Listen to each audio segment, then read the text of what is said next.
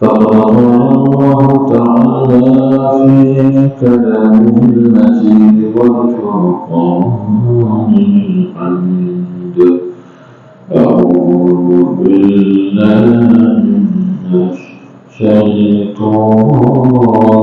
الرجيم. بسم الله الرحمن الرحيم.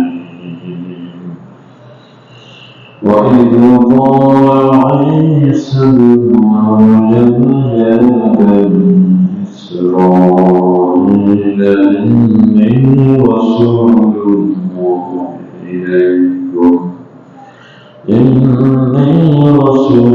الله إليكم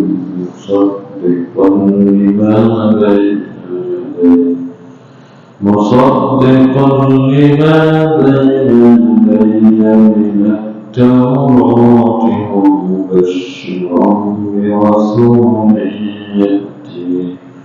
يأتي من بعد اسمه أحمد. فلما جاءهم بالبينات قالوا هذا سحر مبين.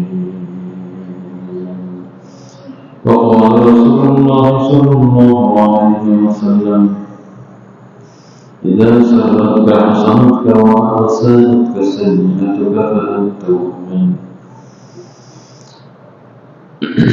وقال الله تعالى في شأن حديثه آمرا ومخبرا: إن الله وملائكته يصلون على النبي يا أيها الذين آمنوا صلوا عليه وسلموا تسليما. اللهم صل على سيدنا مولانا محمد وعلى آل سيدنا مولانا محمد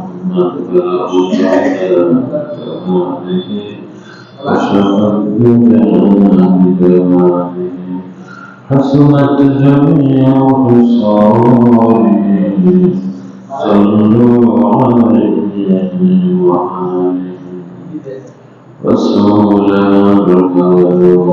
بشرا رسولا بشرا بالعلم الجمع رسول الكاتب من فروق بكماله كشف الدجى بجماله حسنت جميع خصاله صلوا عليه وآله. سبحانك لا علم لنا إلا ما علمتنا إنك أنت العليم الحكيم. رب اشرح لي صدري ويسر لي أمري واحلل عقدة من لساني يفقهوا قولي. معظم محترم وسيداتنا، السلام عليكم ورحمة الله وبركاته. সর্বপ্রথম অসংখ্য শুকরিয়া জানাই হচ্ছে সেই মহান রব্বুল আলামিন যিনি আমাদেরকে নির্দিষ্ট সময়ে তার পবিত্র ঘর জান্নাতুল মসজিদে এসে তিনি কিছু আলোচনা করার এবং শোনার তৌফিক দান করেছেন। এজন্য আমরা সমস্ত কালিমাতুল শুকর আদায় করছি, আলহামদুলিল্লাহ। দরুদ সালাম করছি সাইয়্যিদুল মুরসালিন রাহমাতুল লিল আলামিন মুহাম্মদুর রাসূলুল্লাহ সাল্লাল্লাহু আলাইহি ওয়াসাল্লামের প্রতি, যিনি মদিনায় ইসলামী রাষ্ট্র প্রতিষ্ঠা করেছেন এবং সেই 10টি বছর ইসলামী রাষ্ট্রের প্র্যাকটিক্যাল সকল কিছু আদ্যপ্রান্ত এ টু জেড সব তিনি বিস্তারিতভাবে দেখিয়ে গেছেন এবং সৃষ্টি শুরু থেকে পর্যন্ত আল্লাহ জমিনে আল্লাহ দ্বীন প্রতিষ্ঠার জন্য, দ্বীনের কালেমা বুলন্দ করার জন্য যে সমস্ত আমাদের মুজাহিদ তাদের বুকের তারা রক্ত ঢেলে দিয়ে গেছেন, তাদের শাহাদাতের সর্বোচ্চ মর্যাদা কামনা করছি। সম্মানিত হাজরিন, আল্লাহ রাব্বুল আলামিন আমাদেরকে অনেক ভাগ্যবান করেছেন, অনেক সৌভাগ্য আমাদেরকে দিয়েছেন যে আমরা মুহাম্মদ রাসূলুল্লাহ সাল্লাল্লাহু আলাইহি ওয়াসাল্লামের উম্মত হিসেবে দুনিয়াতে এসেছি।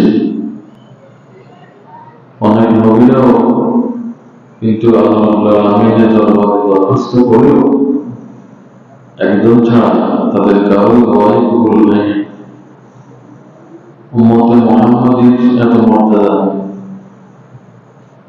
যে নবীরা চেয়েছিলেন উম্মতে মুহাম্মাদী বলে একমাত্র হযরত ঈসা আলাইহিস সালামের দোয়া আল্লাহ রাব্বুল আলামিন কবুল করেছেন। তিনি আবার আসবেন এই দুনিয়াতে, আল্লাহ রাব্বুল আলামিন তাকে উঠিয়ে নিয়ে গেছেন তার কওমের দুষ্ট লোকদের হাত থেকে। আল্লাহ রাব্বুল আলামিন তাকে রক্ষা করে আসমানে উঠিয়ে নিয়ে গেছেন। সম্মানিত ভাইরা, মুহাম্মদ রাসূলুল্লাহ সাল্লাল্লাহু আলাইহি ওয়াসাল্লামের উম্মত হওয়া অনেক সৌভাগ্যের ব্যাপার। মুহাম্মদ রাসূলুল্লাহ সাল্লাল্লাহু আলাইহি ওয়াসাল্লাম এই দুনিয়ায় ইসলামকে প্রতিষ্ঠা করেছেন।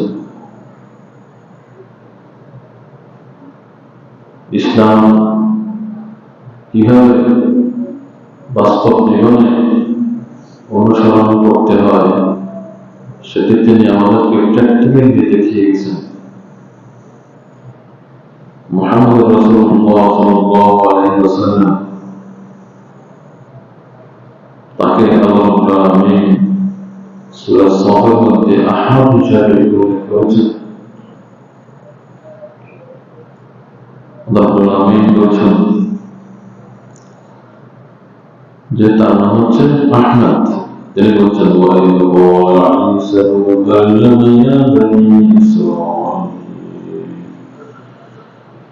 যখন ঈসা ইবনে মারইয়াম আলাইহিস সালাতু ওয়াস সালাম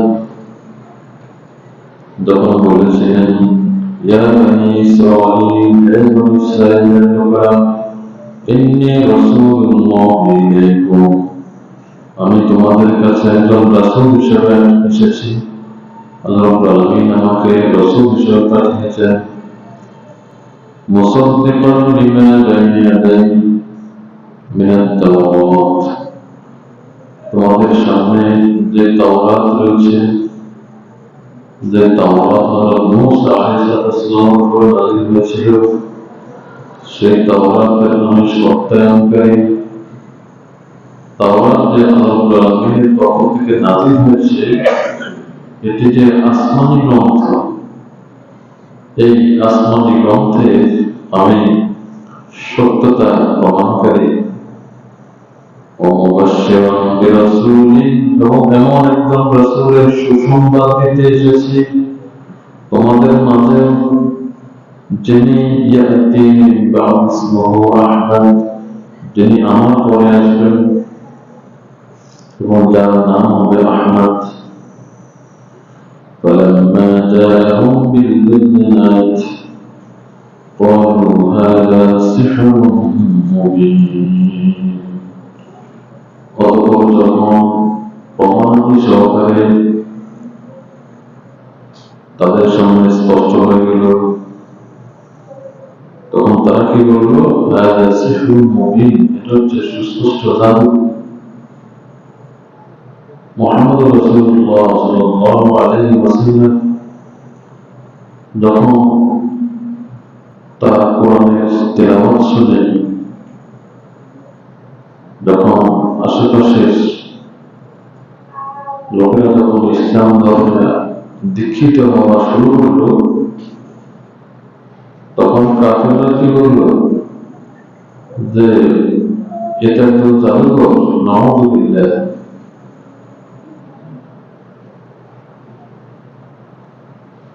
তখন কাফেররা বলতে শুরু করলো যে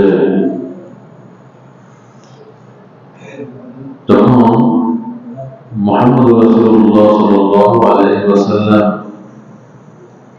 তার সাথীদের নিয়ে কোরআনুল কারীম তিনি পড়ে শোনাবেন, তখন তোমরা সেখানে হট্টগোল লাগিয়ে দাও।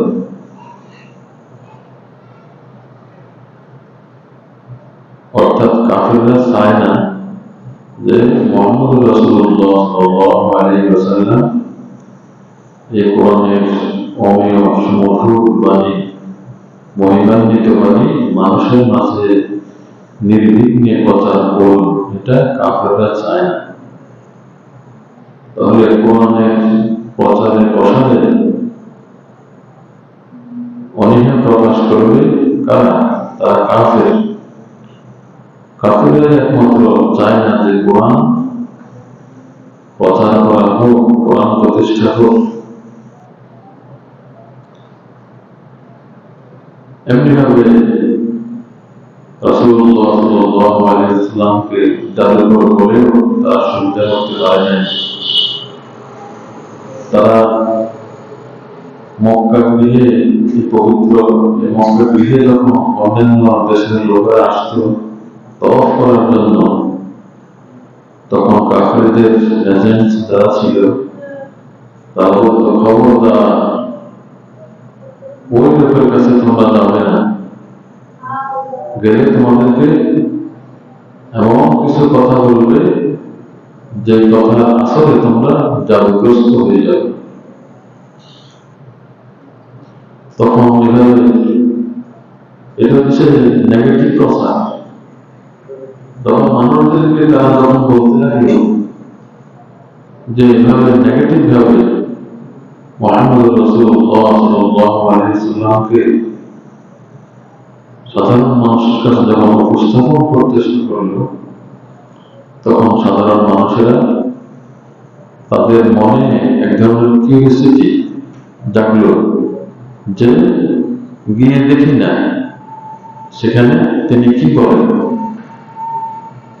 তখন মানুষ ওখানে যেতে শুরু করলো রাসূলের মজলিসে। রাসূলের মজলিসে গিয়ে যখন আল্লাহর পক্ষ থেকে অবতারিত এই পবিত্র গ্রন্থ, এই গ্রন্থের বাণী যখন তারা শুনতে লাগলো, তারা এমনিভাবে ইসলামের সমান আদর্শের দিকে তারা আকৃষ্ট হতে লাগলো এবং ইসলাম ধর্মে দীক্ষিত হতে লাগলো এবং মুসলমানদের সংখ্যাও দিন দিন বাড়তে শুরু করলো। আল্লাহ রাব্বুল আলামিন রাসূলুল্লাহ সাল্লাল্লাহু আলাইহি ওয়াসাল্লামকে কোরআনুল কারীমে বিভিন্ন নামে উপস্থাপন করেছেন। তিনি কোন সূরায় বলেছেন, মুদ্দাসসির, ইয়া আইয়ুহাল মুদ্দাসসির কুম ফাআনজির ওয়া রাব্বাকা ফাকাব্বির ওয়া সিয়াবাকা ফাতাহহির ওয়া রুজা ফাহজুর ওয়া লা তামনুন তাস্তাকসির। ইয়া আইয়ুহাল মুদ্দাসসির এই সূরা বলেছেন। সূরা মুজাম্মিল বলেছেন, ইয়া আইয়ুহাল মুজাম্মিল قم الليل إلا قليلا نصفه أو انقص منه قليلا أو زد عليه ورتل القرآن ترتيلا إنا سنلقي عليك قولا ثقيلا يا أيها المزمل هي قمر أبيض رسول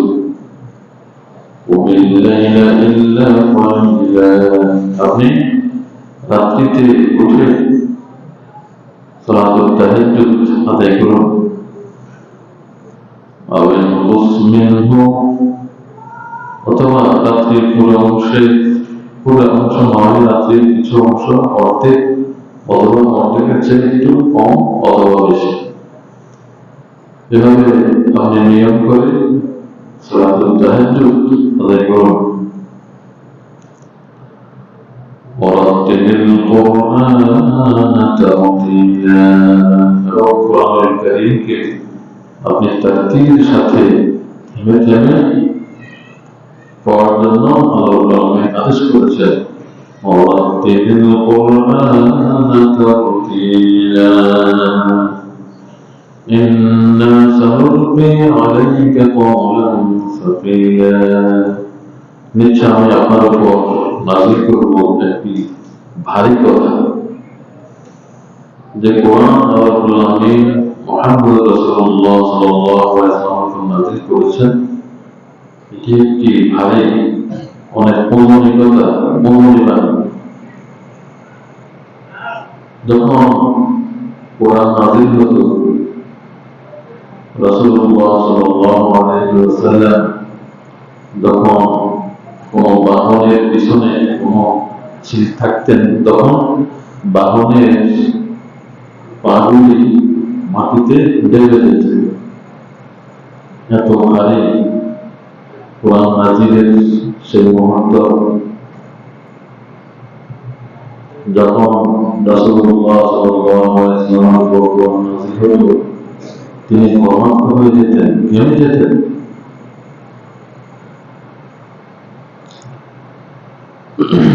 রাসূলুল্লাহ সাল্লাল্লাহু আলাইহি ওয়াসাল্লামের উপনাম ছিল আবুল কাসেম।